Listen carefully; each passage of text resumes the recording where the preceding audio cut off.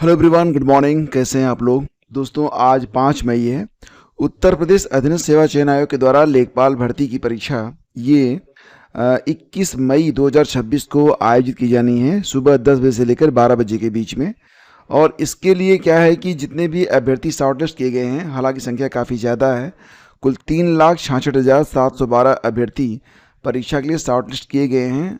तो यहाँ पर जो जनरल और ओबीसी कैटेगरी के एस्पिरेंट हैं वो 200 रुपये, SC/ST 80 रुपये और दिव्यांग बिना कोई शुल्क दिए अपना जो मुख्य परीक्षा का शुल्क है उसको जमा कर सकते हैं। हालांकि अभी एडमिट कार्ड जारी नहीं किए गए हैं।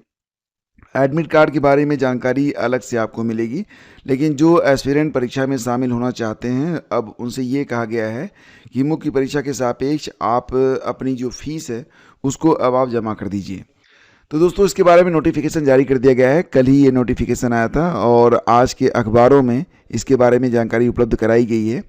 कुल 7,994 पद हैं, जिसके लिए कुल 3,66,712 अभ्यर्थी शॉर्टलिस्ट किए गए हैं। तो फिलहाल ये शुल्क जमा करने के बारे में एक अपडेट है और परीक्षा आपकी 21 मई को है। और साथ ही साथ अवर अभियंता सिविल की उत्तर कुंजी भी UP ने जारी कर दी है और कहा है कि 10 मई तक आयोग की वेबसाइट पर यह उपलब्ध रहेगी। अभ्यर्थियों की रिकॉर्ड भागीदारी 16,16,000 अभ्यर्थियों ने UP-TET 2026 के लिए आवेदन किया है। हालांकि दोस्तों, अभी संशोधन की प्रक्रिया बाकी है और आपको पता है कि जो आवेदन की प्रक्रिया है ये पूरी हो चुकी है। 3 तारीख को यानी कि 3 मई को रात 12 बजे तक आवेदन किए गए थे और अब जिनके आवेदन पत्र में कोई त्रुटि रह गई है वो अपना आवेदन पत्र करेक्ट कर सकते हैं, जिसके लिए 8 मई तक का समय दिया गया है। तो यहाँ पर पेपर 1 और पेपर 2 दोनों के लिए आवेदन लिए गए थे। 20 मार्च को नोटिफिकेशन आया था, 27 मार्च से प्रक्रिया स्टार्ट हुई थी। हालांकि दोस्तों, अंतिम समय में बहुत सारे एस्पिरेंट ऐसे भी रहे जिन्होंने लास्ट डेट बढ़ाने की मांग की थी, लेकिन लास्ट डेट नहीं बढ़ी है और अब फाइनली पता चल गया है कि 16,16,000 अभ्यर्थियों ने इस परीक्षा के सापेक्ष आवेदन किया हुआ है। जून के अंत में एडमिट कार्ड जारी होगा और परीक्षा तिथि पहले ही डिक्लेयर हो चुकी है। परीक्षा जो है ये आपकी 2, 3 और 4 जुलाई को संपन्न कराई जाएगी। ये जानकारी पहले ही आप लोगों को उपलब्ध करवा दी गई है। और फिलहाल दोस्तों, एक बात और भी कि बहुत सारे एस्पिरेंट इस बात को लेकर भी चिंता में हैं कि 3 और 4 जून को TGT की परीक्षा है और 7 जून को उनकी GIC प्रवक्ता की परीक्षा है।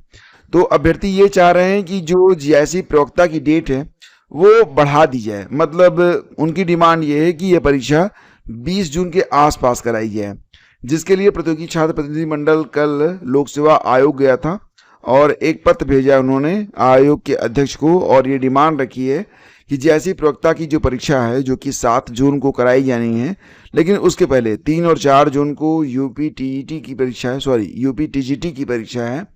तो TGT के जस्ट बाद 7 तारीख को मतलब 7 जून को GIC प्रवक्ता की परीक्षा है। तो इसकी डेट बढ़ाने की मांग यहाँ पर की जा रही है।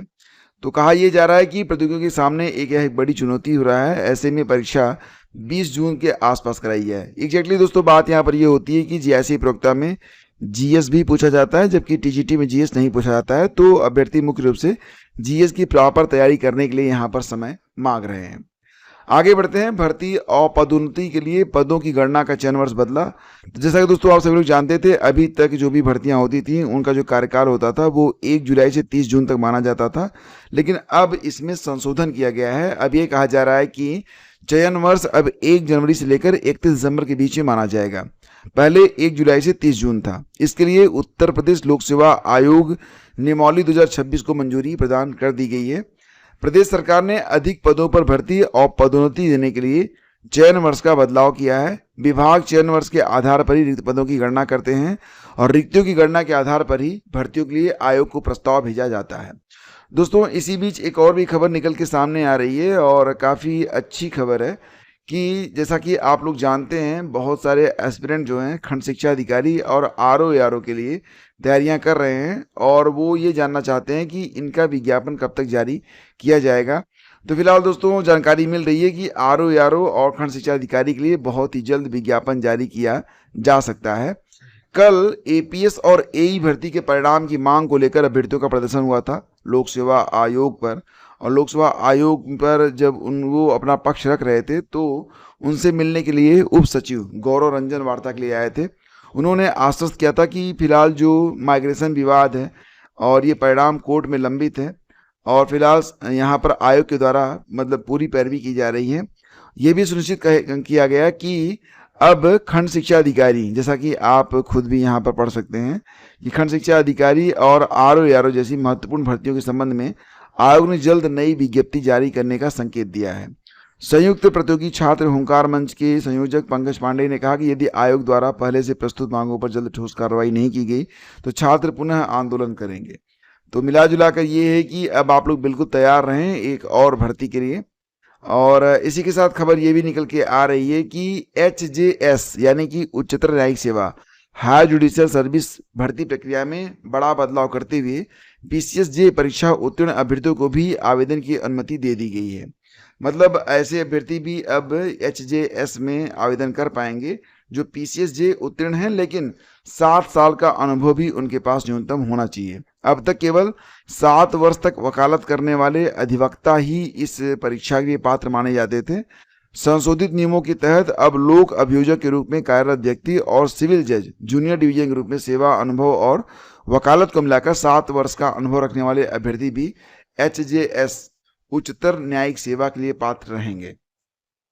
तो दोस्तों ये थी आज की पूरी अपडेट। वैसे सरकार ने पेट्रोल, डीजल, LPG की कीमतें नहीं बढ़ाने का भरोसा दिया है। मतलब कहा है कि फिलहाल अभी इनकी कीमतें बढ़ाने की कोई योजना नहीं है। सरकार ने यह भी बताया कि घरेलू LPG की आपूर्ति सामान्य है और रविवार को इसके लिए ऑनलाइन बुकिंग बढ़ाकर 99% कर दी गई है। तो ये आज की खबरें हैं और सारी अपडेट। थैंक यू हमसे जुड़ने के लिए। मिलते हैं आपसे अगले वीडियो में। दोस्तों आप लोगों के लिए प्रतिदिन GS, GIC, UP PCS वगैरह के लिए जो मॉक टेस्ट करवाए जा रहे हैं उनमें पार्टिसिपेट आप लोग करते रहिए। एक एक दिन आपके लिए बहुत ही इंपॉर्टेंट है, तो बिल्कुल भी अपना समय आप लोग जाया ना करें क्योंकि समय बहुत कम बचा हुआ है। धन्यवाद आप सभी का। मिलते हैं आपसे अगले वीडियो में। अगर आप पेड ग्रुप ज्वाइन करना चाहते हैं तो आप डिस्क्रिप्शन चेक कर सकते हैं।